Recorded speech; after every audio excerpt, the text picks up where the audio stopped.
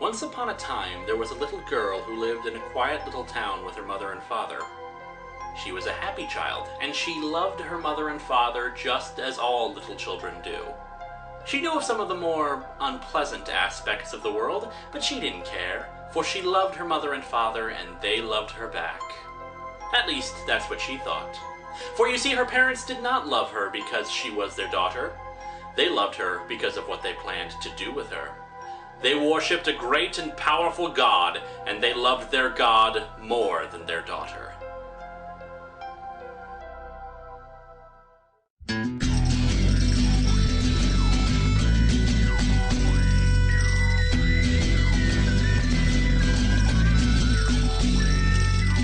Welcome to Atop the Fourth Wall, where bad comics burn. Linkar's gonna teach you all a lesson you won't learn. Brodsky, you're not the smartest. Life out, you're not an artist. Anyone who's had a bad comic published, it could be your turn. Linkara, he is a man punch, wears a pretty hat. Linkara, he has a magic gun. Where'd he purchase that? Linkara, coins, robots, Amazon and trucks. Linkara, this comic sucks. Linkara. Hello and welcome to Atop the Fourth Wall, where bad comics burn. Say, remember Silent Hill Dying Inside? Well, guess what? There's a sequel. So yeah, a year ago I had the honor of reviewing Silent Hill Dying Inside, a comic that tells you exactly how you'll feel after reading it. The plot goes like this. A little girl named Christabella is murdered in Silent Hill, and somehow she becomes a demonic ghost that's trying to... I have no idea. She seems to want to bring more people to the town to be consumed, but for what reason I couldn't tell you. Her sister, Lauren, armed with a magic book she bought off of eBay, and yes, a year later I am still bugged by that, brings in a whole bunch of cannon fodder teenagers to the town on the pretense of a business venture, but instead wants them all to die so she can have an army of zombies at her command to fight the monsters of the town and free her sister's soul, because bringing people to die just makes her such a likable protagonist. To compound matters and make them all the dumber and more nonsensical, we also must contend with Dr. Troy Abernathy, a former psychiatrist who got stuck in the town and had no significant contribution to the plot, yet somehow had the first two freaking issues devoted to him. And on top of all of that, apparently a version of Silent Hill's resident cult was also around, led by a mysterious man named Whatley. And I know I'm supposed to pronounce it Waitley after the minor character from one H.P. Lovecraft story, but screw that. This doesn't deserve proper pronunciation. Anyway, the story ended stupidly with Lauren somehow figuring out she had the power of Grayskull and she was gonna watch over the town, and the doctor said that if we fight like animals, we'll die like animals, and Captain Picard played poker with the rest of the cast. Wait, what? Oh, sorry, my mind kind of drifted off there to better places. I don't understand this at all. Scott C. Ensign, the writer, wrote almost all of the Silent Hill comics. The only exception I can find is Silent Hill Sinner's Reward. And guess what? That one doesn't suck! Why did they keep handing this crap to him? Sinner's Reward got cut back by an issue because no one trusted Silent Hill comics anymore to buy them. Instead, we got at least 13 friggin' stories that had nothing to do with the games outside of random references to them. So with all of that, let's dig into Salient Heal, Dead Alive, number 1 and number 2. What, it ain't Silent Hill, so why should I call it that? But what is Silent Hill? Well, just look back at last year's review and I explain it. If you're a lazy jerk, then it's an evil town that likes to stab its symbolism into you while playing with your head. And there isn't a Christabella anywhere in Silent Hill. That doesn't count! We're not looking at the covers this time around since I'm reading from the trade, but I will say they're definitely improved from last year. We actually have some genuinely disturbing imagery, though a lot of it is ruined by friggin' Christabella's ugly noggin shoved into them. Oh, and then there's our title, Dead Alive. Great, we've got the Schrodinger's cat of comic books here. Speaking of, I never understood that. The cat isn't both dead and alive, it's one or the other. We just can't see which one it is. That's like saying that because I can't remember if I turned a light on or off in another room, the light exists in a state of both on and off. Yeah, try explaining that on your electricity bill. No, you see, the light was both on and off, so you should only charge me half of this. And yes, I know know this has nothing to do with the comic. I'm trying to put off talking about this thing as long as I can. Oh yeah, you never go off on wild tangents on your show. Oh, whatever. We open to Christabella and some random human silhouettes standing over a bleeding guy. You're confused, desperate, terrified. Yes! You don't understand what's happening. Are you awake? Are you dreaming? Are you making a suggestion? Because I'll gladly go to sleep right now. Is this hell? Almost certainly. What are all these things? Why do they want to strip your skin off, chew on your guts, and hollow out your skull? They need better hobbies? Why do I think that's funny? I know. Let's play the quiet game. By the way, Christabella's eye has returned, even though in dying inside it got shot out. Now one might think that it's just the artist making a goof, but we'll later see that Christabella can change her appearance. If that's the case, then why the hell does she always appear as an annoying little girl with a wound in her stomach? If you're a demonic entity, aren't there like thousands of other forms you could take instead? Anyway, Christabella feels the need to monologue to us about Silent Hill, even though the only people who would actually be interested in a comic like this would be Silent Hill fans. A long time ago, longer than all the time I've been dead, Silent Hill was overrun with life. Happy, disgusting, pathetic lives. It was a romantic getaway, a good place to raise the kids. You know, frankly, I've played Silent Hill 2 now and gone through the place. Silent Hill is a rat hole of a town, and I sincerely doubt that anyone had fun even before the demons got there. A place that made you think of Jimmy Stewart and angels and how wonderful life could be. So the hotel was your special place, huh? I'll bet it was. Don't get so mad. Some people fixed all of that. They were called the government. The artwork has devolved into grade school classes just learning perspective drawing. Oh, and hey look, a famous Silent Hill monster. Trapezoid head. And me, I'm God here. Remember when Silent Hill was scary? Yeah, those were good times. Now it's time to open that yummy nummy rainbow inside your belly and see what you had for... I've got this horrible feeling that whatever the hell that sentence meant, that's about as coherent as it's gonna get. All of a sudden, Christabella wakes up, and everything's monochrome now. Yeah, because obviously in her dreams it's important that everything be hideously brown when the real world is hideously gray. But yeah, Christabella wakes up and someone drives her away to get to school. I'm guessing it's our womanizing pal Troy Abernathy here, not that the comic bothers to tell us what the Sam hell just happened. We cut to the small town of Ashton, Vermont, where we meet Connie Mills. If you're reading this, shame on you. A girl's diary is private. Okay, I admit, that does get a chuckle out of me, if only because ever since comic books stopped using thought balloons, I've wondered where the hell some of these first-person narrative caption boxes are supposed to be coming from. I'm just your average girl. I work at a healthcare clinic. I collect bugs. Yeah, just like any small-town girl that works at a health clinic. Wait. One time I loved someone so much, I think it cost me a piece of my soul. Ugh, insert your own Twilight joke here. What, you ain't even gonna try, kid? I could, but what'd be the point? It's just getting old now. Connie runs into that annoying old lady that anyone might run into at a supermarket who won't shut their gob. In this case, she's talking about some up-and-coming Hollywood star named Kenneth Carter who can't keep it in his pants. However, it hits Connie a little close to home since apparently she used to know Ken. And naturally, despite Connie clearly not wanting to talk about it, the old lady just keeps flapping her jaw and asking if Ken's penis is really as big as people say it is. Naturally, the grocery store they're at starts fading into the other world of Silent Hill with the words "empty vessel" scrawled in everywhere, which is what happens, I'm sure, to anyone who is trapped with an annoying person who needs to be yelled at. Connie is suddenly grabbed from behind by some muscular specter, but the old lady doesn't see any of it until Connie vanishes. And scrawled for no reason on the ground is Silent Hill. What, is the town leaving its autograph after taking its victims now? Back in the hill, Christabella is forced to go through a badly drawn existence of a happy town where the teacher mocks her for not having any power, and a little kid tells her about puppies and finger painting. Yeah, this is all supposed to be some happy-go-lucky dreamland, but if that's the case, why the hell is everything so depressingly brown and gray? On the way home, she wants to go see a dead body nailed to a wall with the words, "Attack tourists, see what you get, Lauren's Law," written next to it. So Lauren, the psychotic jerk from Dying Inside, has become a tyrant of Silent Hill since last we saw her. Who's surprised? Lauren did this, did all of this, turned Silent Hill into an effing greeting card.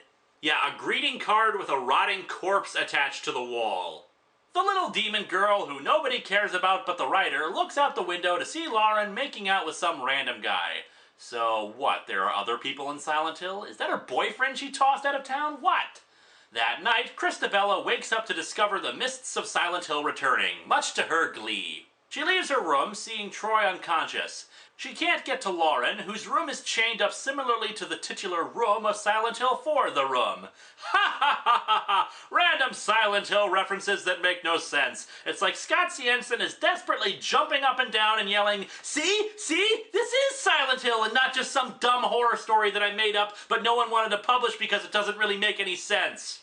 Christabella walks outside and sees some demons. She calls out to them, hoping to get them to break down Lauren's door, but then it bites her, apparently. I'm only guessing because all we see is this shot from behind with the demon at least 5 feet away, then a shot of Christabella turning her head and yelling that it bit her, and then a shot of her arm. I've got a freaking pulse. Oh? I don't want to be a real girl. Wait a second. This is suggesting that Christabella is alive again and can be hurt? You're saying we can see Christabella in pain? Huh. I don't know what it is, but I'm suddenly enjoying this story a lot more. We cut to, 3 silhouettes with intestines hanging out and a guy in a car that's slowly being engulfed by water. Oh, wait, it's a movie, and this is that Kenneth Carter guy they mentioned earlier. Anyway, Ken here is talking to his non-supportive, drug-addled jerk of a girlfriend when his dog comes running up. What is it, Bear? How's the good puppy? Who names their dog Bear? Oh, hi, doggy.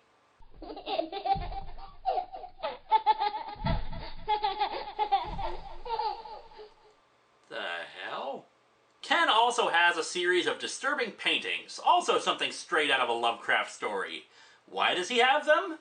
You never know what's real and what isn't here in Hollywood. In this town, these are like society's restraints all stripped away, but people are stripped bare. Not good, not evil, just instinct. So, our instincts are hideous demonic skulls, breasts in the shape of spirals, and half of our heads cut off. You know, maybe you've spent far too much time in Hollywood. Ken gets a phone call from a private investigator firm that he's hired to find his parents, since he doesn't know who they were. However, they've called him to let him know about Connie's disappearance. And why would this investigation firm that was hunting his parents call him about Connie? He starts packing, and the girlfriend, who was doing lines of coke during the phone call, I can see why he decided to stick with her and not Connie, rants at him about how she's just a bimbo, whereas he only cares about Connie. Then the girlfriend turns into a demonic apparition without a face. We cut back to Christabella, who has beaten some demon dogs with a tire iron. Here's a dumb question. If Christabella can feel pain now, how come that injury to her stomach isn't killing her right now? She runs into an antique store for safety, but instead finds some unseen demonic force. You did some very bad things, Christabella. You opposed the order. You tried to take our god's power as your own. Bad girls get punished. If they're lucky, brats we just dispose of. Ooh, hang on a second, let me get some popcorn! Wait, let's deal.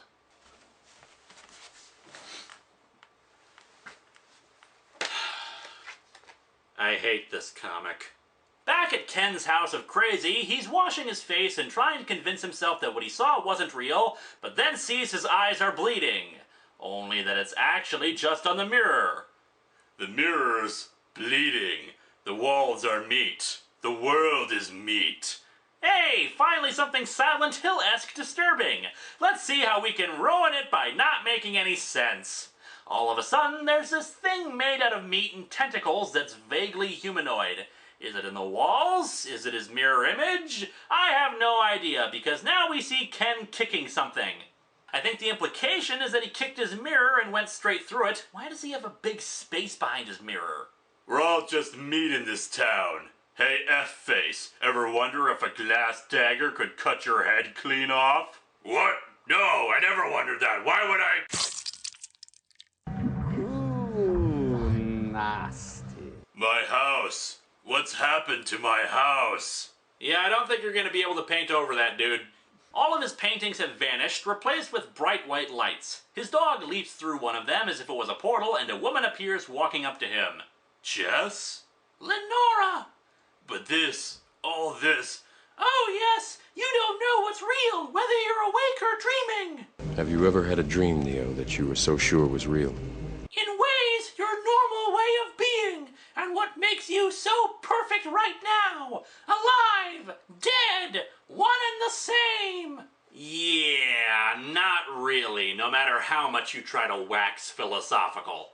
You want to find your darling Connie, don't you? The one bit of truth you've ever known in a world of lies. You know, if this was actually anything like Silent Hill, the next 4 issues would be Ken walking around town asking, have you seen a girl around here somewhere? She's about this tall. Anyway, Lenora tells him that something new is coming to make the world bleed, and she's its messenger, and that the one she works for has a part for him to play.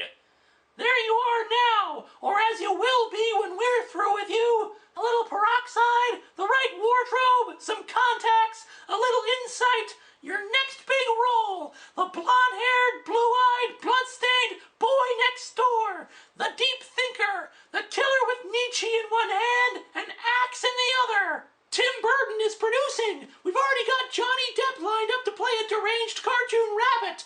The working title is That Which Does Not Kill You. Meryl Streep plays the president. Oh, looky, another random Silent Hill reference. The twin victims demon from Silent Hill 4. Moving on then, Lenora has the demons take him. One wonders how beings that walk on their only 2 hands pull that off, but hey, what you gonna do? And so our comic ends with Ken suddenly finding himself in Silent Hill, where Christabella pretends to be an innocent little girl asking for his help, plus a bunny doll to hide the big stomach wound on her that's still there for some reason. And her eye is bleeding just like Lenora's, and let's try to explain that, shall we? Issue 2 begins, at least in the individual comic, with a bullcrap narration on the cover page that explains the plot so far. Scheming to take back all the power that was once hers and more, Christabella strikes a bargain with Lenora, a witch who now molds and shapes the fate of Silent Hill in place of Christabella's big sister Lauren. When the hell did that happen? I thought Christabella was talking to a representative of the Order. You know, that cult that's responsible for all the demonic crap in Silent Hill? The thing that made for a much more interesting story than this one? I walked through a painting of a place that's not supposed to exist and found myself in a nightmare. Please, he's a Hollywood actor. He probably sees this kind of crap 6 times on the way to his trailer. I have blood and crap on me from a monster I kicked and carved to death in my own bathroom. A room that was somehow turned into meat from floor to ceiling. And it dripped onto my hand soap, yuck! Anyway, we see images of Ken's dog running around chasing a butterfly until it runs into a monster with a Cthulhu face. Seriously, Scott Siensen, if you wanted to write Lovecraft so damn much, why didn't you just freaking write Lovecraft? The dog kinda barks and sniffs at the monster, which leaks blood before proclaiming that it will eat it alive. Why are the monsters talking? Dog not afraid? Want beef jerky?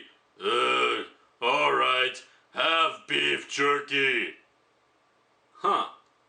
I think I like this new comic better. Seriously, demon and dog. I can see Spielberg attached to this. Ken and Christabella go out into the streets where tons of demons are walking around, looking at them, but ignoring them. What is this place? I'm not sure. Hell, maybe? Rotting corpses walking around, everything looks decayed. Probably Los Angeles. While the monsters aren't attacking them yet, he wants to get someplace safe before they decide to. I know the dangers that wait inside them, from my dreams. Hi, Trapezoid Head! From Ike's paintings. Okay, confession time. To my irritation, this is not just a sequel to Dying Inside. You see, there were 3 other Silent Hill comics in between Dying Inside and Dead Alive. Among the Damned, Painted Black, and The Grinning Man. Guess how many of them actually had something to do with Silent Hill? None of them! They were all written by Scott Ciensin, too! I admit I haven't read them myself, but apparently they featured the Whatley guy or some bullcrap like that. From what I can tell, the only one that actually has significance here is Painted Black, which is about an artist named Ike who created vivid paintings of the horrors of Silent Hill and traveled into the paintings to get into the town and back again. And again, these may have actually been decent enough horror stories on their own if they, 1, didn't have the Silent Hill label on them, and 2, actually made a damn bit of sense! Back to our story already in progress, Ken narrates about how part of him loves Silent Hill. I knew it represented truth. A brutal, terrible truth. It's honest. Are you talking about the monsters? Monsters?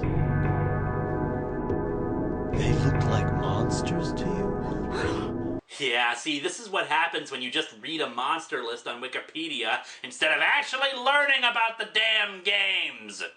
The two pop into a nearby convenient, something, I think it's a theater. Ken starts rifling through a whole bunch of papers to discover his own birth certificate and photos of himself as a kid, and also his real name before being put up for adoption.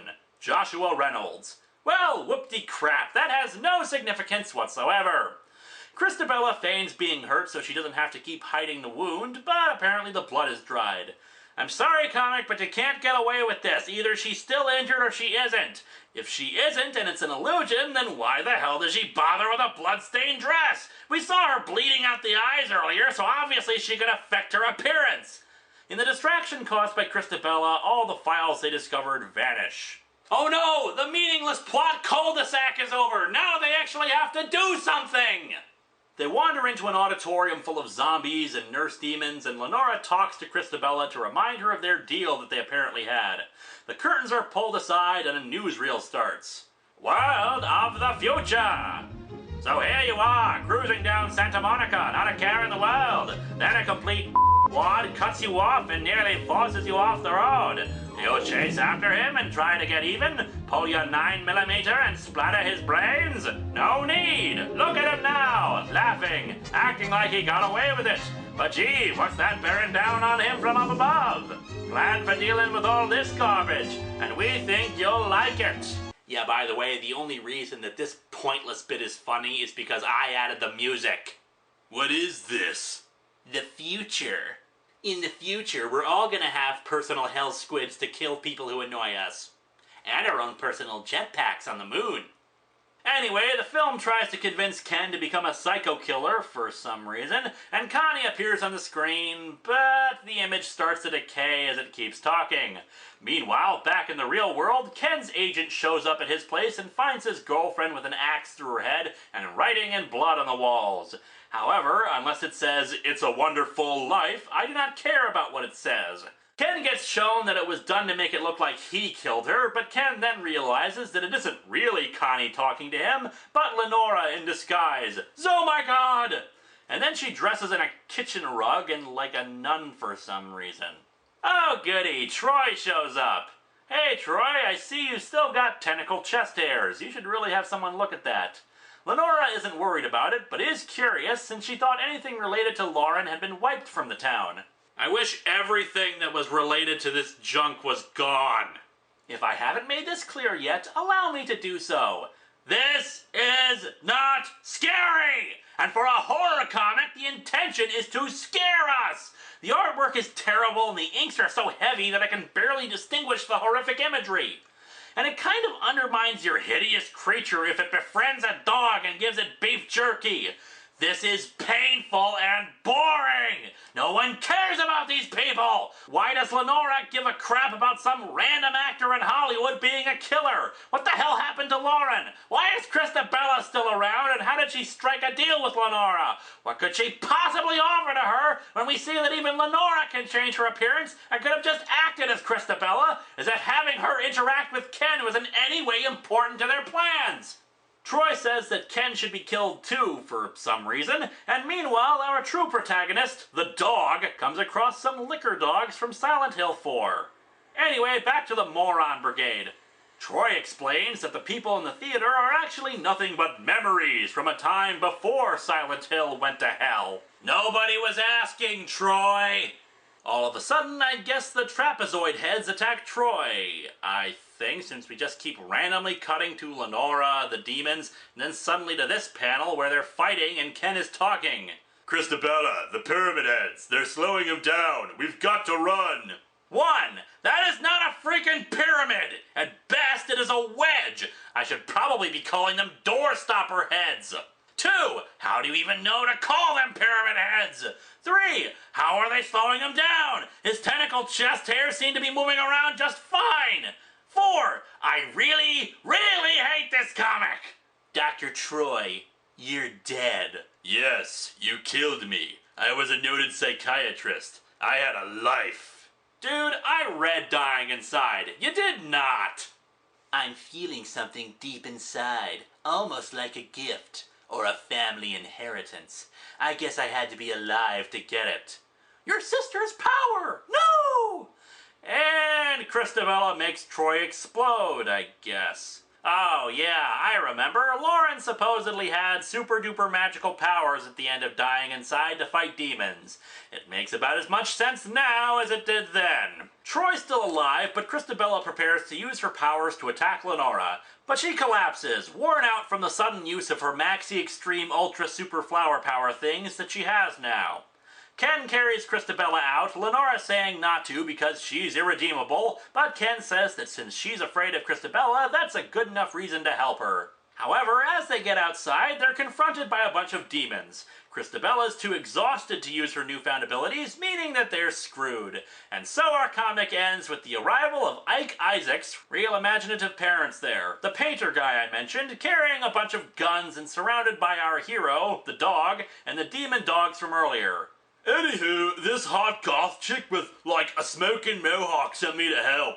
Great kisser, seriously. And I found your dog and his pals. So, let's say we these things up, grab your girlfriend, give what for to that bitch Lenora, then find you a way out of here. You know, Phalis says that American developers didn't understand the series when they made Silent Hill Homecoming, but man, they didn't have anything on this! Groovy. You did not just do that. Groovy. Excuse me for a moment.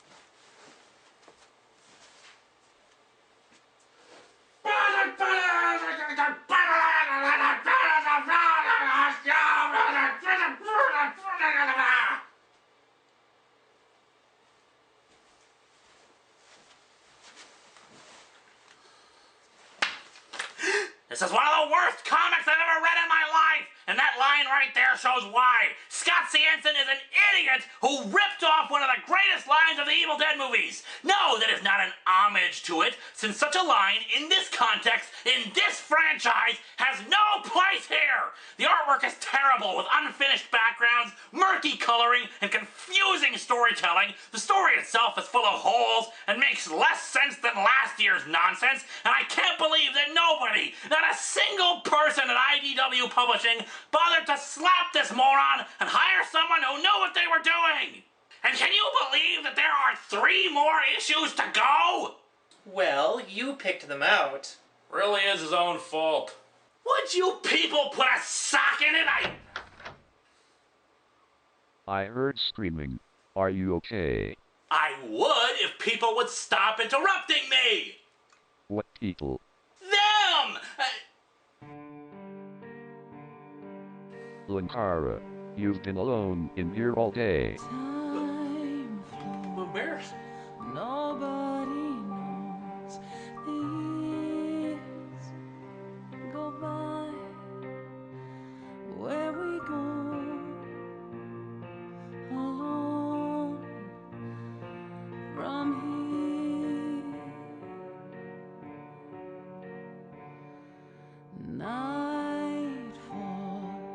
strange color walls. My eyes deceive. What is wrong with me?